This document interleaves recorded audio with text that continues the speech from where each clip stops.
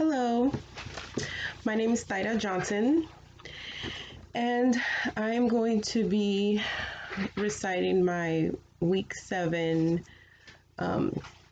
journal for you, learning journal. So in lecture module 7, the first point of knowledge that I learned in the lecture is understanding what happened in the Watergate crisis. Now, I'm 40 years old, and I've always heard about Watergate, but I never knew exactly what happened or what it was. So during the Richard Nixon presidency in 1969, this was one of the government buildings, and a group of people from the Nixon administration decided to just break in the building. They didn't steal anything, but of course that was wrong. I just had a different idea of what had actually happened because it was always such a big deal. I really thought that it was some sort of a war crime, maybe, or a group of people that had been killed, or something more serious that was trying to be covered up by Nixon. I never knew that it was just a simple break-in. It almost seems like a college prank to me. Now, yes, breaking into the building was wrong, but I hardly think that you should serve a 20-year sentence in prison, especially for a person that's a first-time offender, who actually did not steal anything. They just broke into the building. In the lecture, it mentioned the situation to be quite dumb, and I must say that I agree. I believe that this is why other countries at times look at us in not the best light, because there's been situations like this where things just get blown out of proportion when there's so many other things that we could be focusing on, especially the people in our country or the countries that we help that are in need. So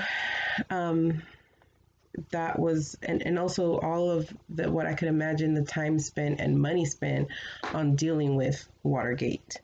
So that is for that. In lecture module 7, the second point of knowledge was learning the judicial system through Watergate. So learning how everything was handled, how it's supposed to be handled, and how it was actually handled. So I learned about John Sirica, which was a judge at that time that was handling these cases, these proceedings. And they called him Maximum John, because he loved to give extreme sentences. For the people that broke in from the Nixon administration, they were trying to force them to provide evidence against the Nixon administration.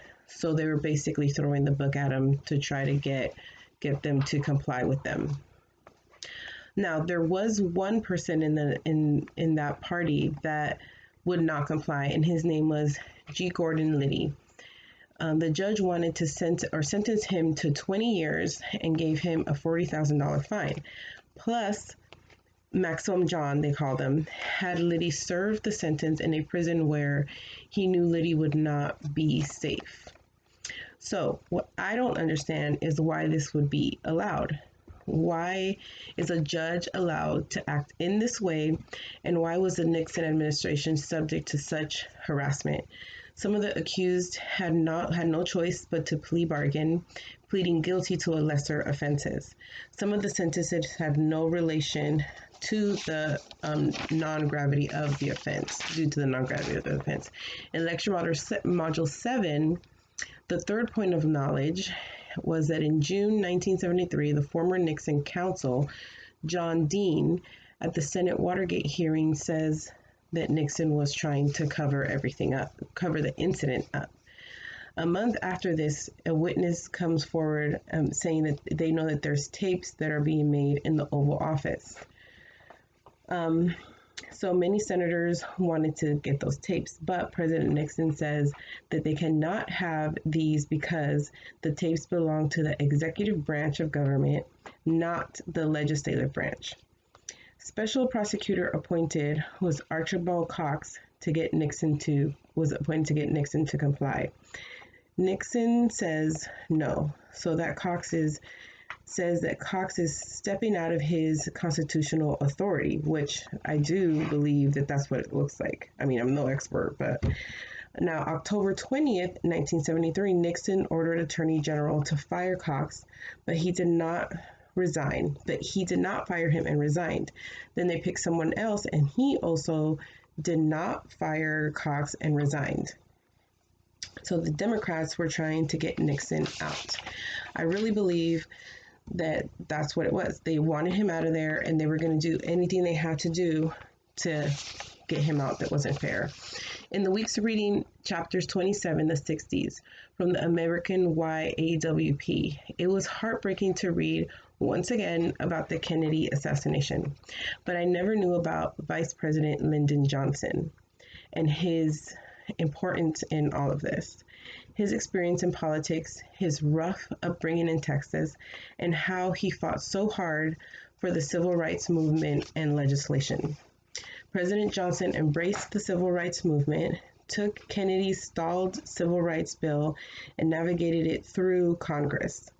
In 1964, President Johnson signed the Civil Rights Act. This was considered to be one of the most important pieces of civil rights legislation in American history. The act barred segregation in public spaces, outlawed discrimination based on race, ethnicity, gender, national, or religion. In the week's reading, chapter 27, the 60s, from the American YAWP, the situation with President Kennedy and Cuba was intense. Cuba, this is once Castro's government came in to take over. They were allied with the Soviet Union, which made for a dangerous situation. In 1962, the Soviet Union deployed nuclear missiles in Cuba. October 22nd, 1962, President Kennedy addressed the American people to alert them of the missiles in Cuba pointed to the United States. The next few days, the world watched in horror.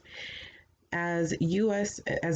and the Soviet Union almost into nuclear war, October 28th, the Soviets agreed to remove their missiles pointed to the U.S. if the U.S. removed their missiles in Turkey.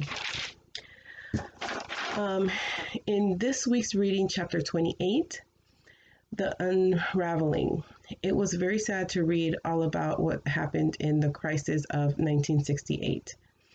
At that time, Martin Luther King Jr. was assassinated in April 4th, 1968, who was the greatest leader in American civil rights movement. Now they lost their leader.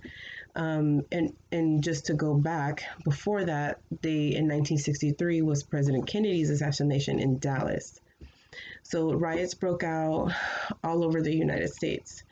2 months later, in June 6, 1968, Robert F. Kennedy was killed on his campaign trail in California. So now, not only had the nation lost Martin Luther King, who was fighting for civil rights, they lost President Kennedy, who was also fighting for that and for liberal rights, and now they lose another Kennedy. So this was like the last hope of the liberal idealist. Anger and disillusionment washed over the country, which I can imagine. So once again, my name is Thaida Johnson. This is U.S. History, American History 2023. And today is October 12th, 2021. Thank you very much. Bye.